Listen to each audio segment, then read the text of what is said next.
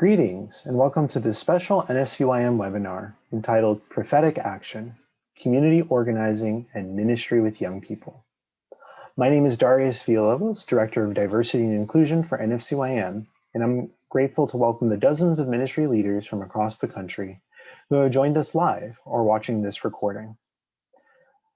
Today's special webinar session is Prophetic Action, Community Organizing and Ministry with Young People, offered by a collaboration through the Department of Justice, Peace, and Human Development of the USCCB, the Coalition for Spiritual and Public Leadership, Sacramento ACT, and NFCYM.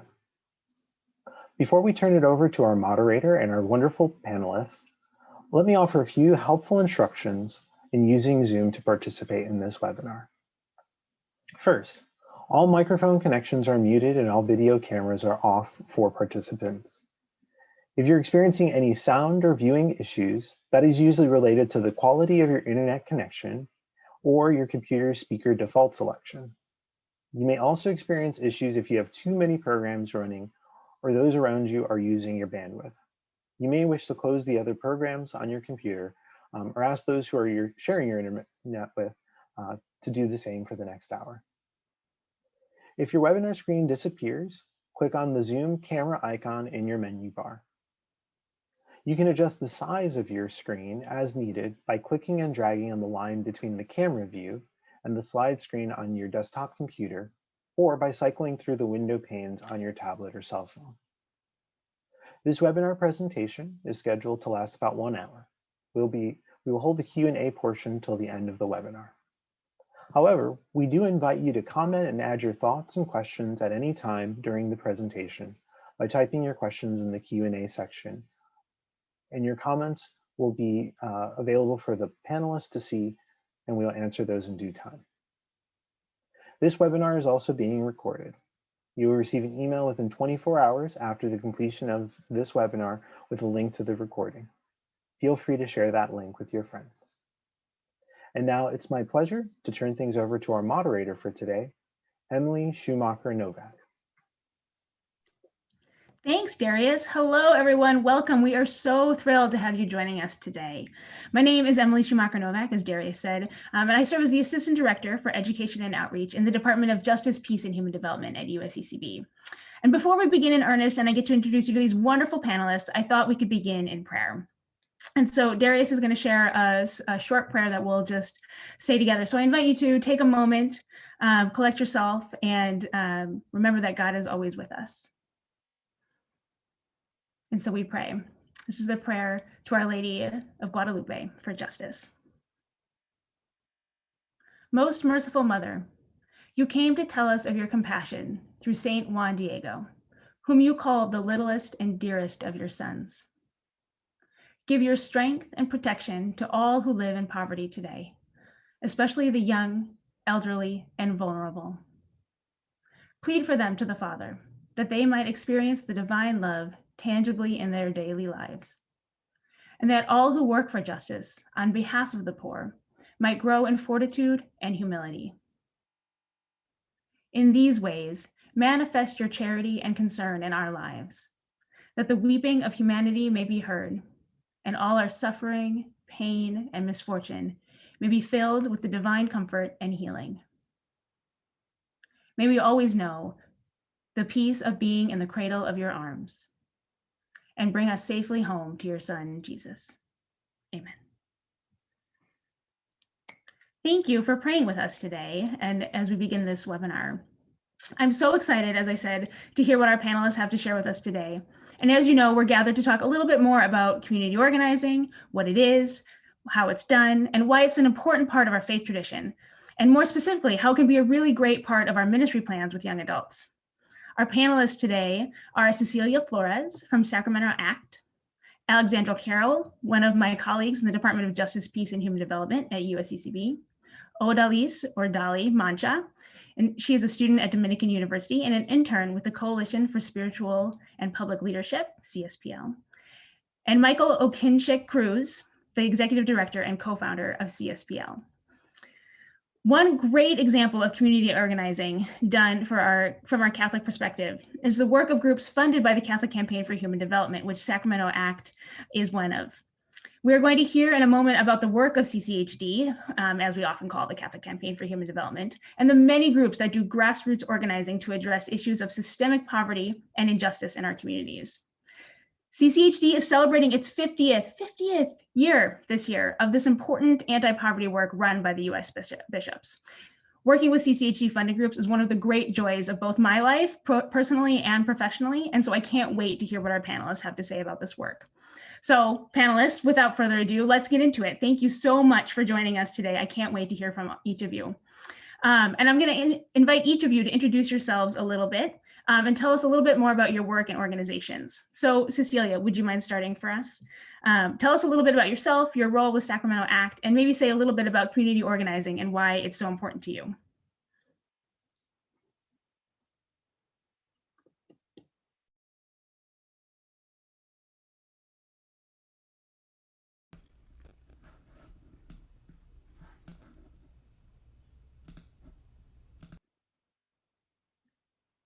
Uh-oh, did we lose Cecilia? Okay.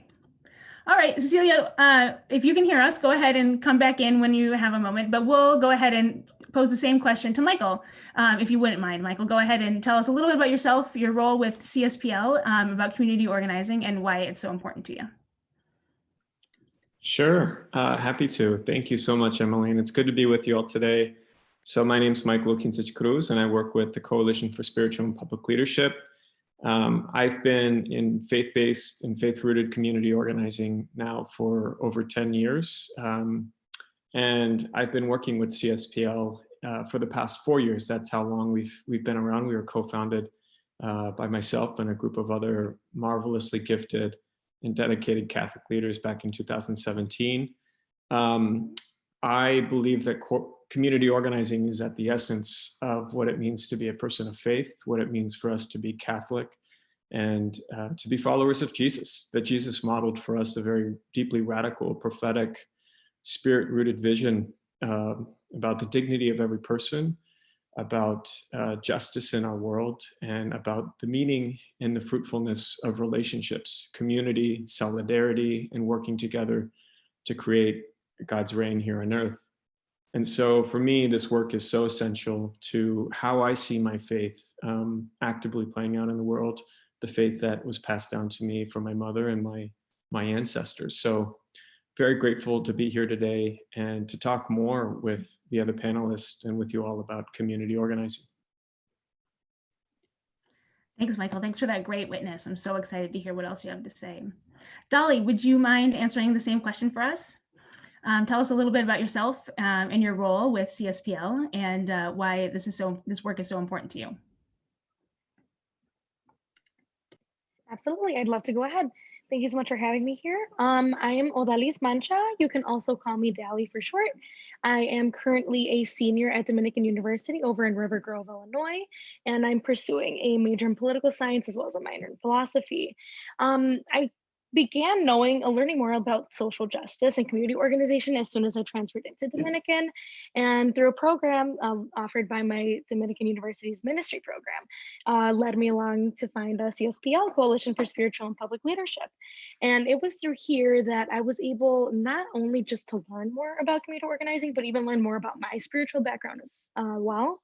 I grew up in a Catholic household, Hispanic Catholic household, and it was very often like when I grew up, but it kind of faded away. But I found that as soon as I started doing my internship with CSPL, I was learning more about how that Catholic, the goals are embedded in community organizing. So I feel as it was kind of like a refresher for me to learn, kind of come back to that. So yeah. Amazing. Thank you so much. As a former campus minister, I would love to have had students like you in my groups who can sort of bring those things together and talk about the roots of Catholic social teaching and how we live them out every day in our lives. That's great. Thank you so much. Cecilia, how about you? Will you share a little bit with us next about where you are? Yeah, sure. My name is Cecilia Flores. Sorry, my internet cut out earlier. Of course, the timing. And now there's a garbage truck outside my window. In case you hear anything, welcome to the world of Zoom. But I am based in Sacramento, California, and I am a community organizer with Sacramento ACT. We are a faith-based, multi-faith, multiracial community organizing group.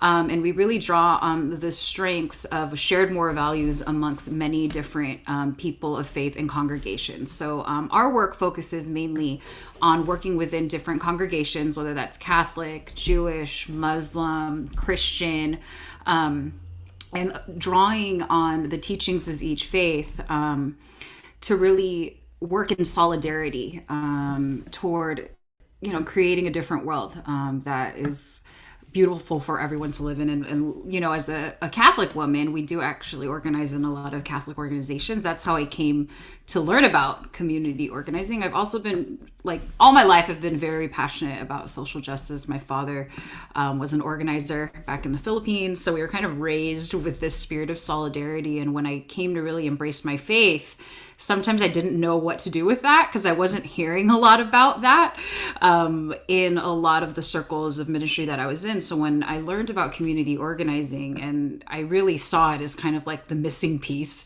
to something that was deep down inside of me, like this drive for a better world and a desire to live gospel values in a radical way and to carry those through my everyday life. And so once I learned about organizing, I'll talk about how I found specifically a little bit later on how I do my work now. I think it really gave me, I don't want to say an outlet, more of like an expression of faith that I didn't know how to manifest. Oh, that's beautiful, Cecilia. Thank you. I wrote that down, missing piece, because I feel that so resonant within me. When I discovered community organizing, it really showed me how to bring Catholic social teaching into our daily lives. So thanks for sharing that. That's a beautiful story. Alexandra, how about you? Can you share a bit about your work and why community organizing is so important to it? Yeah, absolutely. Thank you, Emily. As Emily shared, I'm Alexandra Carroll. I'm the Communications Manager for Social Mission with the Department of Justice, Peace, and Human Development at the United States Conference of Catholic Bishops. Quite the mouthful. One of my favorite aspects of my role, I am blessed to be able to spend probably the majority of my time working with the Catholic Campaign for Human Development, which, as was mentioned earlier, is the domestic anti-poverty program of the U.S. Catholic bishops. And what that means is CCHD, as we often call it for short, funds community-led, low-income groups who are working to transform their communities. They're working to not only change systems and structures, but to build solidarity among neighbors in a community. And we are so thrilled that we've been able to work with both Sacramento ACT and CSPL and just sort of celebrate the good news that they're doing in their local communities. And that is really, I think, the heart of why community organizing has been such an important part of our faith, of the faith of the church, is that this is how we bring glad tidings to the poor. This is, CCHD always talks about, that call of Jesus to bring good news to the poor, liberty to the captive, sight to the blind. That is our mission, and that is the work of community organizing, to address these systems and structures and how we respond to the call of our faith. Great. Thank you so much. Thank you, each of you, for sharing a bit about yourselves and your work. As we said earlier, I hope that this is a really great conversation, so feel free to jump in as things are rolling. But I'm wondering, Alexandra, if you could tell us a little bit more about what you were just talking about the work of community organizing and why it's important that the church is involved in doing this work. Yeah, absolutely. And I think certainly the folks who are on the ground can also address this as well. But from us at a national level, for the U.S. Church, I think community organizing is the way that we respond to, this is how Christ calls us to be neighbors. And this is one concrete way that we respond to that invitation to be neighbors to our brothers and sisters. At the time of its founding, as Emily mentioned, CCHD is marking its 50th anniversary. And we are so thrilled to be able to celebrate 5 decades of amazing work. At our founding, the U.S. bishops came together and said that there is an evident need for funds to be designated for organized groups of white and minority poor to develop economic strength and political power in their own communities. And I think that is really, I find that quote so wonderful, because I think the same thing could be said of today. I think we're in a similar situation, in In 1969, when we were founded, the country was facing high rates of poverty and racial injustice throughout the country. And the U.S. church felt a need to respond, felt a need to be the church at work in the world. And one concrete way they did that is in the founding of the Catholic Campaign for Human Development, where now to this day, we partner with organizations on the ground that are led by those experiencing poverty, those experiencing hardship, those who have been marginalized, and giving them the tools they need to transform their communities in whatever way, shape, and form they determine is necessary. And that is, I think, what makes it so important that as people of faith, we're involved in this work, because this is something we're called to be in solidarity with our brothers and sisters. And the work of the Catholic Campaign for Human Development in every diocese in the country is so central to that, because it allows that entry point for those relationships to be built.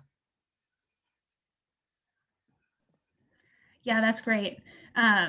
Thanks for sharing that. I sort of see two dynamics at play in your response. There is the systemic level of the institutional church saying this is something that we are committing to, 50 years ago and continuing to be committed to it today. Michael and Cecilia, I'm wondering if you have additional things you'd like to add to that question about why it's important that the church is doing it, and what is community organizing? What does it look like in a faith-based perspective, since you all are on the ground doing some of the organizing yourselves? Sure. So I think, why is it important that the church is involved? I think, we look to Jesus and to see what he did. And I see something that Jesus did that I think organizing really embodies is, he really flipped the narrative a lot of times. There were so many stories of Jesus in scripture where, I'm thinking, for example, like the woman at the well. There's this whole story of what society said about her and what her value was and who she was, and he entered into a relationship and he talked to her, and he mentions, that you can also partake in the gospel, essentially, right? And we also see that, with the woman who was caught in adultery, kind of the same thing. Like, this is where society says you are, this is the value that you have, this is how you were treated, but now here is the gospel, here's the good news, and you are of value and of love to me. So I feel like that is something that to me is so important, being an API woman, and not seeing a lot of representation of people, who look like me. And not only that, but, coming from a community that was very low income growing up, you don't hear those stories. So I think the importance of putting, people that are experiencing suffering at the center and uplifting those narratives. I think advocacy is important, but I also think, sometimes I feel like I don't have to speak on behalf of anyone. They have a story and they have a voice and they can speak for themselves. So I think that would be how I would answer that question.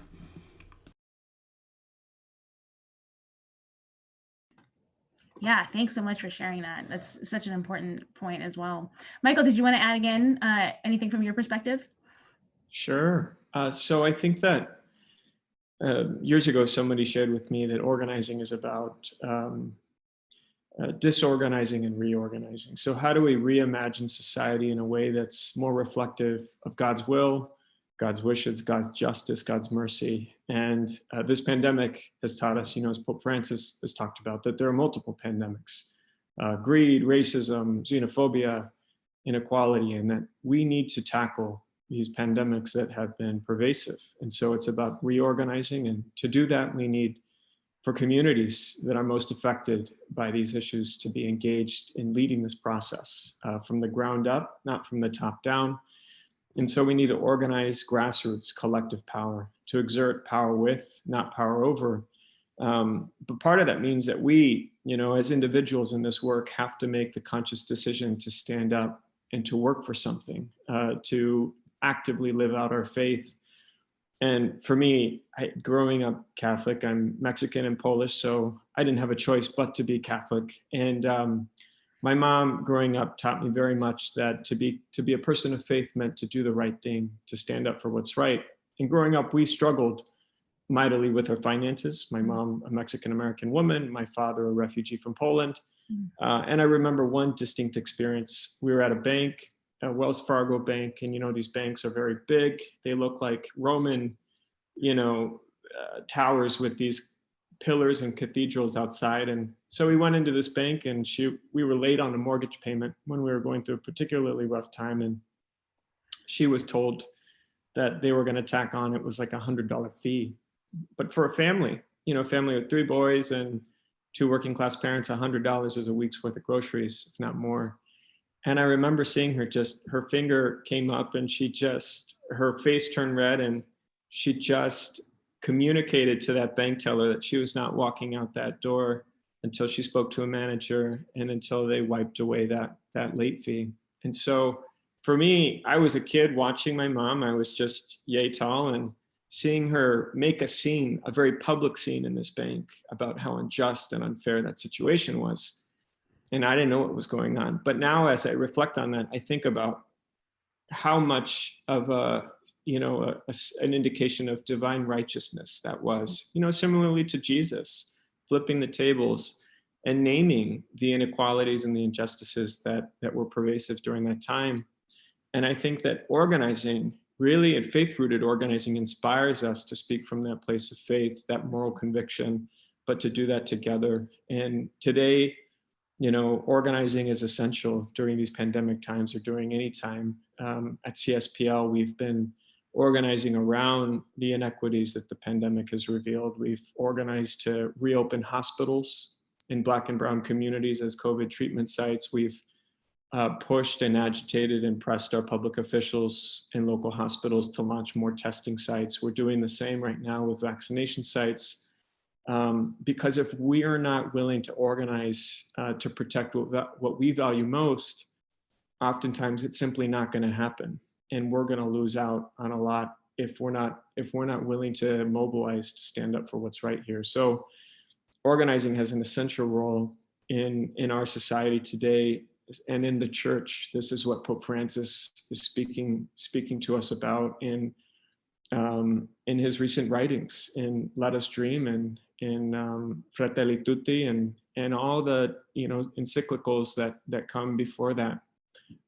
It's also what Jesus has modeled for us, as Cecilia said. So to me, I think that this comes from our stories, our lived experiences, and it's also essential to living out our faith. That's great. What an important story that you were just sharing with us, Michael, of your mother, and that really critical moment that has sort of left that deep impression upon you. And I've heard both you and Cecilia talk about both personal connections to organizing and how important that is, and the power of building relationships and all of those things. And I'm wondering, Cecilia, maybe can you just get down to the nitty-gritty for us a little bit and tell us a little bit, like, concretely, what does that look like? Because those are so important to organizing, and it sounds like such an impactful experience. I'd love to hear you talk a little bit more about it. Yeah, sure. As a community organizer, I get asked that a lot. Like, so what do you do? Like, my son asked me this morning, what is your job? I was like, it's a very good question, son. I wish, it can be a very abstract concept. But, some of the principles that we use in our organization, and I know these are widely used in organizing bodies across, the world, really. One of them is, power is inherently within, right? That people have a power within themselves. That power is the product of relationship. I think we know relational ministry is like a big thing in youth ministry. I think so. We understand that. And Michael talked about another one, it's power with, not power over, that we work as a collective. We don't see power as like, I have power over you, therefore you do this for me. Rather that we collectively as a body have power. And one of our really key principles that we use at Sacramento ACT is that people closest to the pain should be at the heart of defining the solution. So with those principles, I'm thinking like, what does a day in the life of an organizer look like? A lot of my time is spent talking to people. And anyone in youth ministry kind of gets this. Like, I'm literally like on the phone with people throughout the day, hearing what they're going through. We're congregation-based organizers, so I talk to clergy about what they're experiencing. I'm talking to leaders on the ground of the pains of people in their congregation. And what we like to do really is go one step deeper. So it's not just about talking to the experts, right? I don't want to just talk to the staff. I want to get down and into the nitty gritty, right? And talk to people that are living through these things to hear, What's going on? What do you love? What's impacting you? What moves you? What pains you? We ask hard questions. And we don't do that, to capitalize. I think that's important too. Like, I don't go out and hear people's stories because, oh, I want to get this done, so let me find a story real quick so I can back up my story. That's not what it's about. It's about loving your neighbor, and really walking in that pain, right? Sharing in this point where you're like, wow, like this is what someone that I love and someone that God loves is experiencing. And that is not what the Lord would want for them, right? And from there, we kind of move into, building on relationships and moving into that space of collective power. I think isolation, which I think the pandemic has really shown, can be just such a detrimental factor in people's lives. When people believe they're the only one experiencing something, they can feel very, incapable or powerless, right? Like, well, I don't want to say anything. I'm going through this. I think culturally too, there's many cultures where it's not really a thing to speak out when you're experiencing something difficult. So we work, in culturally sensitive ways to also kind of work past those barriers to then create spaces where people can safely share what they're experiencing. So, and from there, then we get into things like Michael was saying, more of that really concrete action of, okay, all of you are experiencing X. Let's see how we can work on, either, to get some funding for that, or we can work to pass some legislation or an ordinance or to get some type of thing open up. And it's a process. I mean, that's the thing too, right? The disorganizing and reorganizing thing, like that's so true of what organizing is, because this isn't an overnight thing. I think that's what's important to distinguish. We personally, I don't know if Michael and Odalis feel the same way, but like, I don't like to be called an activist because like I don't think I'm an activist. I'm not really activating anything, but like I really do feel that of like organizing and arranging is really just this journey of accompaniment, which obviously is like such was so beautifully modeled by Jesus for us of how to accompany.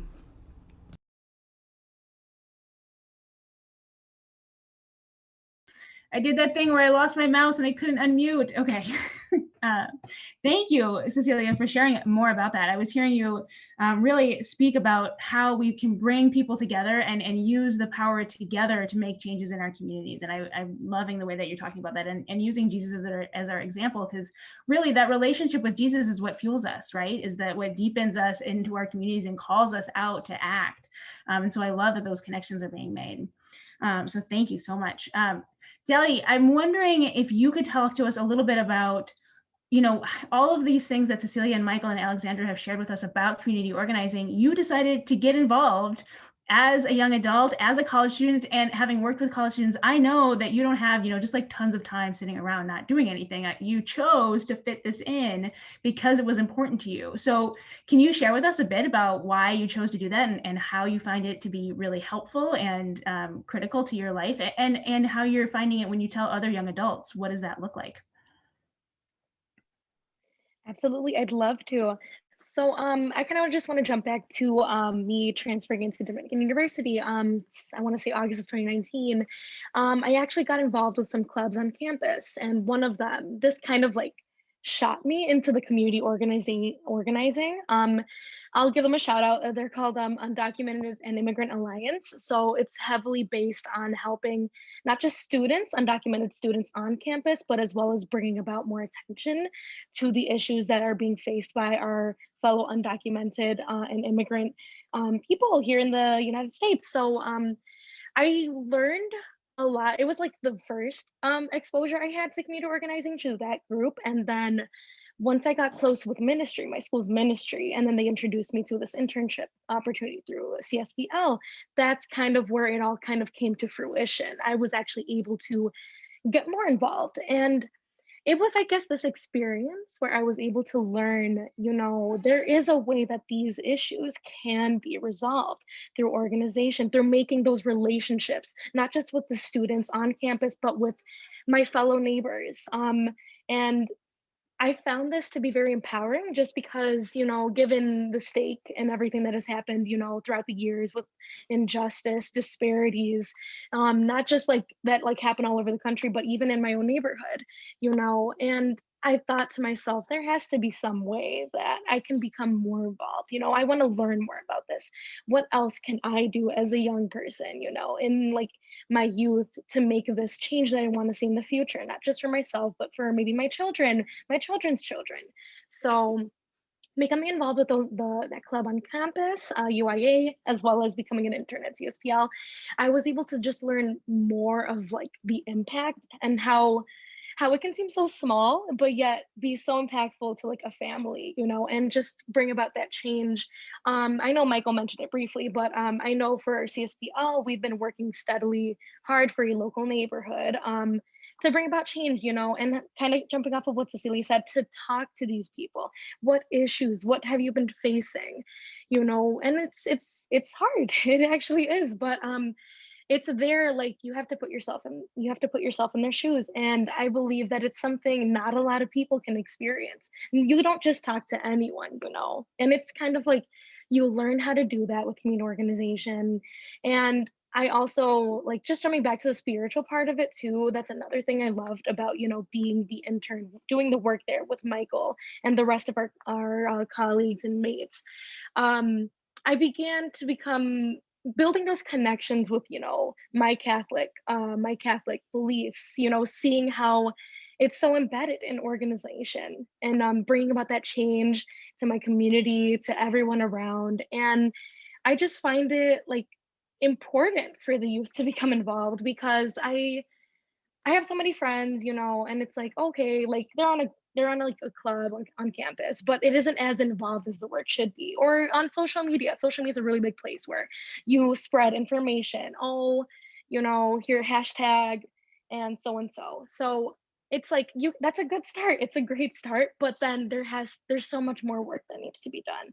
And I feel as though having given this opportunity to become an intern and work alongside with Michael and the rest of CSPL, and on top of my club at school, and just learn more about these issues, has really given me those wings and that, I guess, goal, you can say, to bring about that change that we need to see in this world. Amazing. That's such a great story. Thank you so much for sharing the whole, all of that of yourself with us, Dali. I so appreciate that. And the real commitment that you're sharing, and not just with the work that you're doing, but with your peers and bringing them into it and energizing them as well. So thank you for sharing that. I'm wondering, Michael, if you wanted to talk a little bit more about why did you choose to have an intern, a young adult working in CSPL? Where have you seen young adults be really impactful in community organizing? And Cecilia, feel free to jump in on this one as well. Well, we're very grateful and blessed that Dali's working with us at CSPL. We've had other interns along the way as well. Paulina is Dali's counterpart. Paulina works with us. Paulina del Galillo is a student as well at Dominican. She also helps us with our podcast. She's one of the co-hosts of the Spanish podcast too. And so we've really formed a very deep and important relationship with Dominican University, and specifically the university ministry department there, and the various programs and activities that they've developed for their students, one of which is this internship program, Ministry in Lo Cotidiano. And so we've been very blessed through that relationship. And we've also worked with Loyola, the Institute for Pastoral Studies. They've sent graduate interns to work with CSPL in the past too. And a lot of the ways that Dali, Paulina, and others have gotten involved is, more recently through our census effort. They were very much involved in census outreach over the summer, in the spring, which is very hard given the state of things with the pandemic, but a lot of them were at the forefront of our phone banking work. I think we made something around 60,000 phone banking calls for the census, and many of our intern leaders were leading the charge on that, Paulina, Maria Marquez, and others. We did a lot in terms of voter mobilization and outreach, and they were very much involved in that effort too. I know Dali has been working with my colleague Gabriela on our economic justice efforts. But I see this work in working with students as so essential, in terms of investing in future generations of leaders, this present generation of leaders. As Dali said, that, with or without us, they're gonna work and they're gonna fight for change. They're already doing it on campus with UIA, the Undocumented Immigrant Alliance that she spoke of. So for us, it's just being a part of where they're going and what they're doing and trying to support them in a lot of ways. And it's accompanying them on their journey as young leaders in our world and in our church. And if we're not investing in working with them and forming relationships, we're missing out in a significant way. So it's really our privilege in so many ways to work with Dali and so many other talented young people. I also think that this is just a healthy, dynamic part of the full human development that Catholic social teaching encourages us to think about. You know, Francis and Catholic social teaching, Francis has talked a lot recently about developing our own conscience, and something Paulo Freire talks about, conscientization. I'm not going to try to pronunciate it in Portuguese, but that is through, you know, Cecilia talked about one-on-ones and how that art of listening really elicits a lot of people's struggles and experiences with injustice and harmful systems of oppression, political repression, economic exploitation, gender violence, racism. And part of conscientization is being able to name and describe and understand the forces that are pushing us down psychologically, economically, politically. And so working with young student leaders, young adults who are at the forefront of this work, it's a collective process in terms of developing our own, you know, collective moral, spiritual, political, economic analysis around what's happening, which all contributes to the development of our conscience, which is something that Catholic social teaching invites us into. And so I've just been blown away constantly by the work of the students at Dominican and Loyola and even at Notre Dame that we've worked with. And they're leading more and more efforts that we're engaged in as the months go by.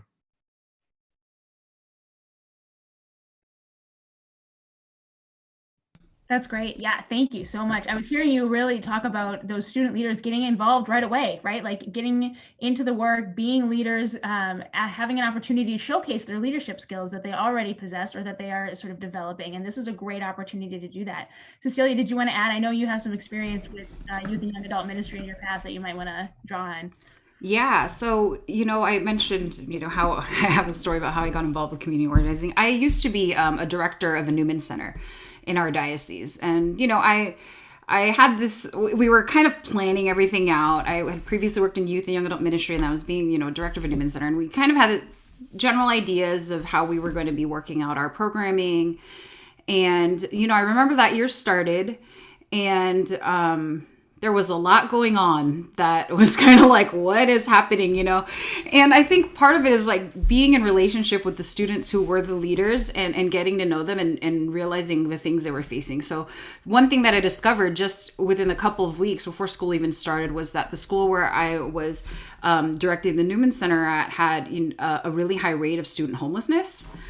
Which was not necessarily something that was on my radar when I'd created all these plans for Bible studies and liturgies and all of this stuff. It was also what would be later that semester would be when DACA was rescinded by the federal government. You know, it was also a very turbulent election year. And I think something that I learned just in speaking with a lot of my students is, you know, they didn't these were issues that they were facing in everyday life. You know, some of them were couch surfing, so they were unhoused. And they were coming to the center because they were hungry and they wanted to eat. And, you know, there was always food at the Newman Center. Or they were dealing with, you know, being really fearful because they'd heard that, you know, they were undocumented and they didn't know what this meant for their future, or they were worried because they were mixed status families. And so a lot of them didn't know if they could talk about these things because, you know, they're like, well, it's a Catholic student center. So, you know, and something that just really, I think that really triggered me because, you know, I as a person in ministry, if a person can't come to me as their whole self, then what am I even doing? You know? And if this is the reality of what these students are living, you know, like maybe I need to change my plan. Maybe all of the resources that are available right now for campus ministry don't look like what I need. So what do I need? And I'd already been tangentially involved in organizing work. And that's when I realized, like, I think it's time to do a listening campaign, which is, I need to hear what these students need. And I don't want to just hear, like, what programs do you want? I want to hear what you need. And through that, these students really opened their hearts in a completely different way. And they knew, they could come into the center and they could speak Spanish and they could say whatever they needed to say, and that they were in a safe space. That no one was going to attack them, that if anyone felt the need to attack them, that I was going to back them up. And because, this is what the church teaches, so I think something I noticed, and because I experienced this myself, I feel like when I was in college, I started to become equipped with all this language and learn all this stuff I did not know about myself. I went to San Francisco State, which is the home of, the birth of ethnic studies. And so learning what things what Michael was saying, conscientiousness, learning about all these things I didn't know, and not having anywhere or not seeing a place within the church to talk about those things. And I think that's why this is so important right now at this point in time, because there's so many young people that are being affected in a very real way by the current, I think, tension that exists, right, in our society and really, quite frankly, in our church. And we have to start creating spaces where people can feel safe to discuss these issues. Because if not, as Michael said, they're going to do it anyway, with or without us. And I've seen that. And it makes me sad in some ways that a lot of my friends that were raised Catholic didn't find a place for, organizing or moving for change and overcoming systems of oppression. They didn't find a place within the church to carry out that work. So they decided to disassociate because they didn't see where that fit. And I think it's important because Catholic social teaching shows us that there is a space for it that's inherently Catholic, that comes from a place of faith, and it comes from a place, of shared moral values, but really a place of love for neighbor. So I think that's why I think it's important for, for youth leaders, young adult leaders, youth ministers, people working in ministry to look at community organizing, because I do think, we can talk about God all we want. We can do all kinds of Bible studies and have beautiful masses, but we are the church outside of the doors. We are always the body of Christ. And I think right again in the pandemic, we learned that we can't have mass. Who are we now? The church is not a building. The church is on the move. We're constantly moving. And our body is hurting, and we can't move collectively unless we're all working to heal. And I think that's why community organizing in today's day and age is so important. So beautifully said, Cecilia. Thank you for sharing that. The real marriage of bringing those issues that we care deeply about because we care about our brothers and sisters. We love our neighbors and we see them in pain. And this is coming from a place of faith. And so Catholic social teaching is a space for us to live that out. And I think the Catholic Campaign for Human Development, the work that you all are doing, the community organizing, that is a space that those things come together, just like you said. And as you said, the students, when they come to us with their whole selves, it's like a light goes on, right? That they sort of see the whole world as related to one another, that all the things that we do are related to one another. And I find a real beautiful analogy of us walking together, doing that together. And these issues are real, people experiencing homelessness, they aren't suddenly housed. People experiencing food insecurity, they aren't suddenly at full banquet tables, right? And so, Alexandra, I'm wondering, can you talk to us a little bit more about, how does community organizing and Catholic social teaching and the work of the Catholic Campaign for Human Development fit in with that work that we also do when we see a need directly in front of us? Like, how do these things go together? What is that? Oftentimes I think people think about responding to those in need with what is it that they need right now? Is it housing? Is it food? Is it access to healthcare? All of those things. So yeah, tell us a little bit more about how it fits together. Yeah, absolutely. And I think this is a really important question, because I think there's always, well, but people are hungry. What do we do? And then, creating addressing food deserts isn't necessarily going to help feed people right now, because as Cecilia said, this isn't an overnight process. This is a long, session that takes a while. And I love that the social teaching of the church understands that so well. And that is such a gift that we have in our tradition of recognizing that we have to both fulfill the obligations of charity, but also justice. And we talk about this a lot at the Catholic Campaign for Human Development and at the USCCB at large, the idea of the 2 feet of love in action. And this comes from the writings of Pope Benedict, actually. His 2 encyclicals, Charity and Truth and God is Love, have both given us these really beautiful images of our call to, in one foot, address immediate needs, the charitable works, making sure that people are fed and they have a safe place to sleep and they're given what they need to just get by and stop and take a second, and that their needs are met so they can just think about what they really need. And that's where the second foot of social justice really comes into play, about what are these root causes, these structural issues, these systems that prevent them from having permanent housing, from having access to quality, nutritious food when they need it. And this is sort of this really unique role that the church calls us to constantly be looking at. We both need to address immediate needs, but we also need to take a step back and look at the bigger picture. And this is where groups like Sacramento ACT and CSPL that CCHD works with are doing that. They're looking at taking a step back and saying, here, what are the root causes of poverty in the US? Why is this a situation we're in? And they're doing that longer term work of listening sessions, of virtual town halls. Now with the pandemic, we've seen a lot of that, of engaging with elected officials at the community level, at the state level, talking about, inclusion in earned income tax. What are the things we can do to change this pattern that we're seeing in our communities?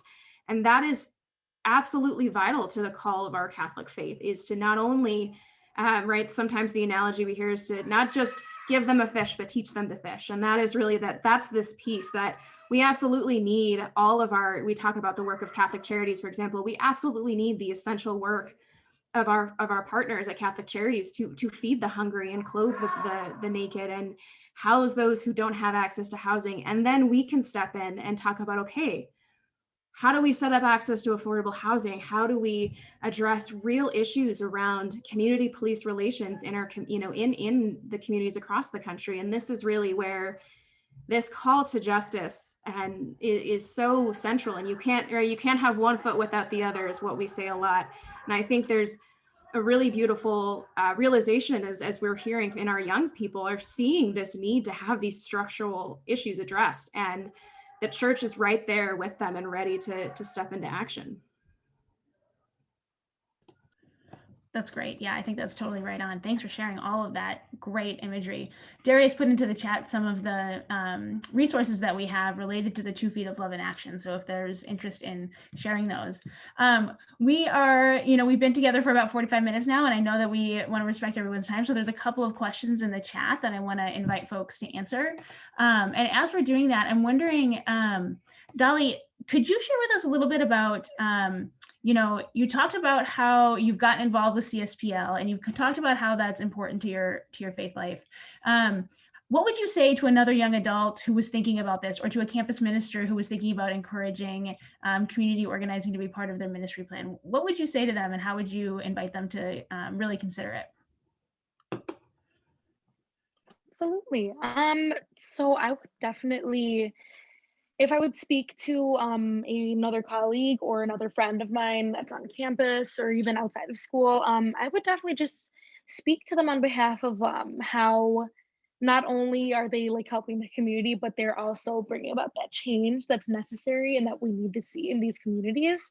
And that alone, I think, should I don't want to say suffice, but that alone, I know that's what really brought me along too. Just knowing that I am being a part in this play, this change, that really inspires me. But even if that's not the case, then definitely just maybe even invite them to a membership meeting in my local internship. I know me and Michael, we tend to do a lot of membership meetings. At least I want to say once every month, but we do have a fair meeting. And I even invite my members from UIA to join, or even have some friends that want to join. Even they don't have to participate, but just to see what is being spoken of, what is the next step, like what is the next goal that we want to reach. And even like just a simple invitation, you don't have to do this right now, but if you want to consider it in the future, it's more than open to do so. There's always time to organize. There's always going to be something that needs to be done. So it's pretty much open.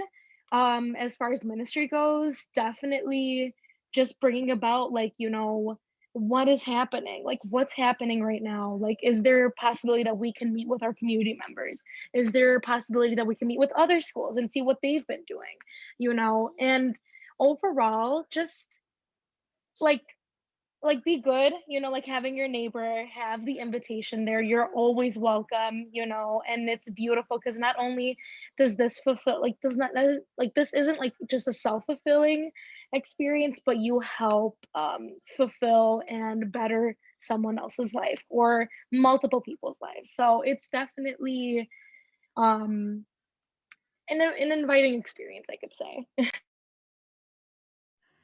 That's great. I love that.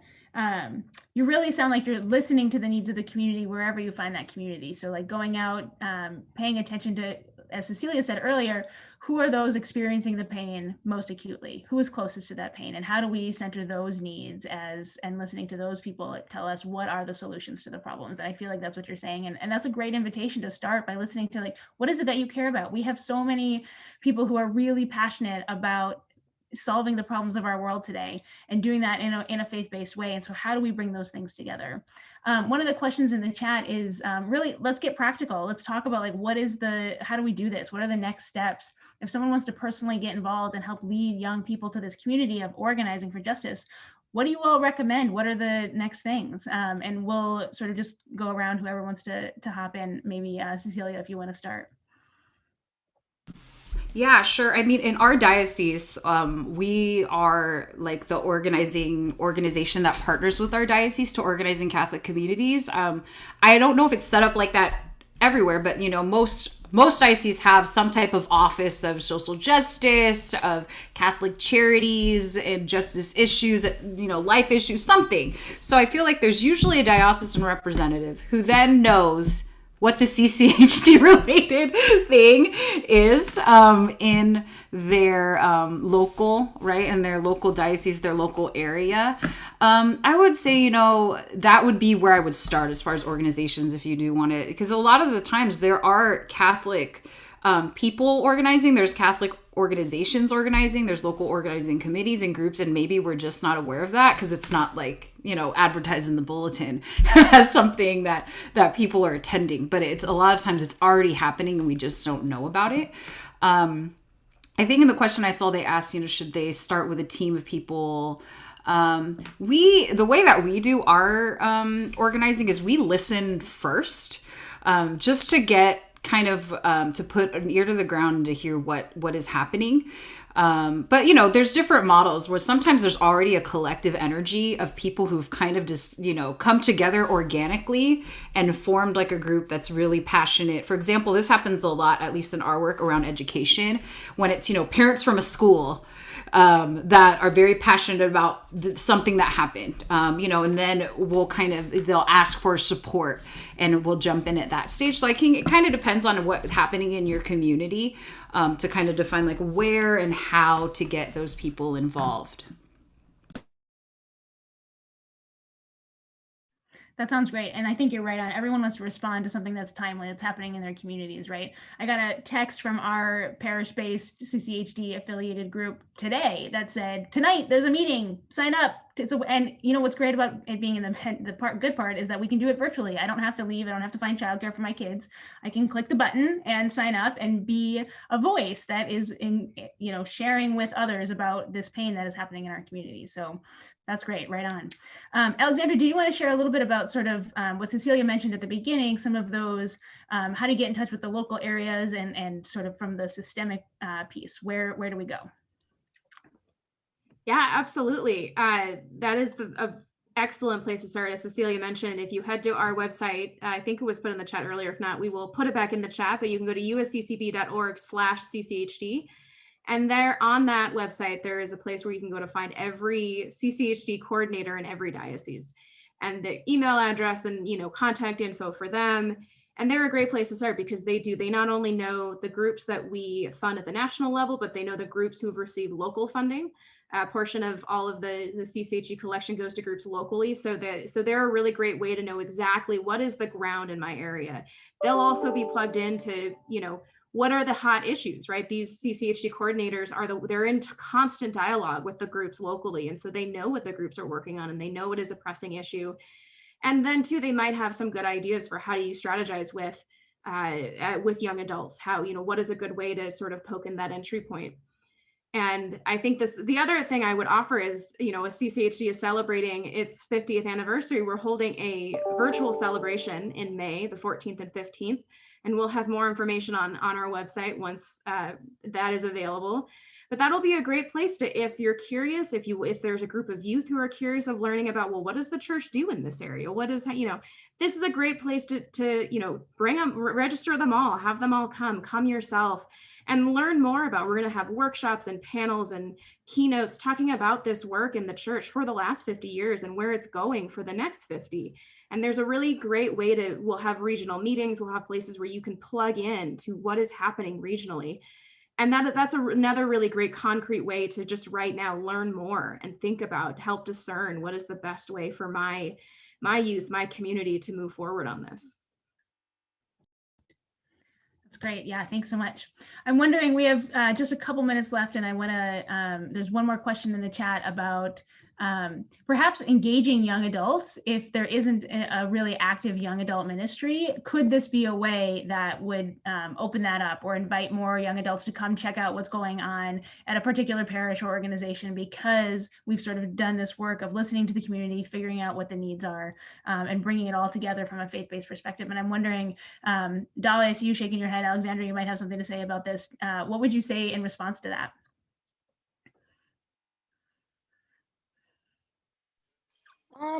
Pretty much just what was mentioned before. I could go ahead and take this. Definitely, just jumping off to the invitation, just like kind of like how Alexandra said, it's very easy now. I mean, we still have a pandemic happening, but then again, we have the beauty of Zoom. We have email, we have social media, and then I think that would have to be probably the quickest way just to get more youth involved, or at least inspire ways that more people can become involved. It's very easy to get plugged in through any kind of Zoom link, or even just a membership meeting, or even like Alexandra said, workshops. Like, hey, like if you want to like join me on this workshop, we can see what's going on here within this ministry, or what is the goal of this particular group or org. So I just find I want to say that would have to be like, I think it's probably easier now than it was before, just because it's easier to get more people involved. You have the World Wide Web. You can make connections over states, overseas, and then just overall, like, you're able to bring more people to the table. You're able to invite more people, and they don't even, most of the time it's just kind of just participating or even listening, just listening to that podcast, listening to that conversation, that meeting. And from there, in yourself, I'm really interested in this particular group. I want to join more meetings in the future. And then that's where you sign up with the group, or you yourself just offer that, help. So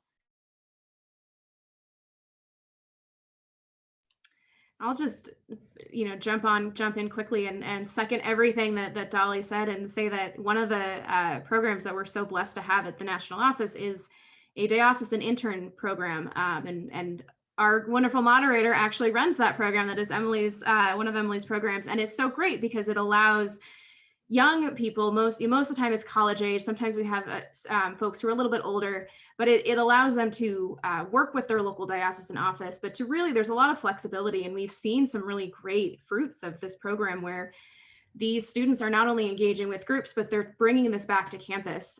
We also have an intern alumni grant program, which we've also seen really, some great fruits of, where people are taking their experience that they've had in this internship and bringing it back to their communities. And a lot of time it's communities of young people. And so that's another really great way that, connect with the folks at your diocese who are doing this work. They'll be able to have a good conversation with you and start, some ideas moving. And there are programs and resources that the national level, we want to facilitate this work. And so we are happy to think about creative ways of getting this conversation started at the local level. I just want to add really quickly, I think, when it comes to young adult ministry and youth ministry and really ministry in general, I think a lot of the skills that I've developed because I'm an organizer have just made me a better person. That sounds kind of cheesy, but I learned how to listen in a whole different way after becoming an organizer. I've learned how to sit in very uncomfortable conversations because I have learned that through organizing. I've learned to decenter myself in conversation and relationship. And I've even found myself using some of my organizing skills with my kids. They're 6 and 4, but in the way that I talk to them and the way that I listen to them and being in tune with their feeling and things that are kind of just, good life skills to have as people of faith. And I think, maybe you're not ready to jump into organizing, or maybe you're still kind of wondering. And I think just the skills and the how I'm built to function is different now because I have been part of community organizing. So I just wanted to throw that out there. And I would just say too that I think oftentimes we try to think about the perfect step to take, the perfect opportunity, the perfect organization, the perfect relationship. Really, I think what's most important is just taking a step forward and going to a meeting, as Dali and others have said, making a connection, setting up a meeting, talking to somebody involved in organizing. The other thing I would add too for people who work in young adult ministry is that what we've seen through our work at CSPL is that young people, young adults, young leaders are really looking to relate in Jesus in a different way from the very sanitized and watered down version of Jesus's ministry and vision that we've been taught in a lot of ways. And we've got to remember that there's a radical prophetic nature to who Jesus is, as a brown-skinned first century Palestinian Jew who opposed the Roman Empire in so many ways. And that this is a person with whom many young people have a lot in common with in terms of what they experience day to day with policing, with political oppression, with violence. And we've got to do a better job in young adult ministry of communicating that type of radical gospel message. That frankly, MLK, Cesar Chavez, Dolores Huerta, a lot of leaders of faith that we look up to still followed and believed in. So I would just add that as well here as we begin to wrap up. Yeah, thank you so much, all of you. Those were beautiful reflections and a great way to end, I think. Michael, thanks for sharing that. You're right. Jesus is someone who we really need to know and love in all of his facets and all of the things that his life taught us. So thank you so much. His life on earth, I should say. I know that we're over time, but I wish we had another hour because there's so many great things that we could continue to talk about community organizing and youth and young adults. And so I'm so grateful for all of you and all of your work and for your ability to share it with us. Thank you so much. Thank you, Alexandra. Thank you, Dali. Thank you, Michael. And thank you, Cecilia. Thank you for all of the things that you do every day. As we conclude this webinar, I just want to invite you and encourage your colleagues to attend future webinars. You'll receive an advance invitation in your email for future webinars, so feel free to forward it. And you'll receive a link to this one as well afterwards. So thank you so much for being here and for sharing your time with us today. And I think that is it.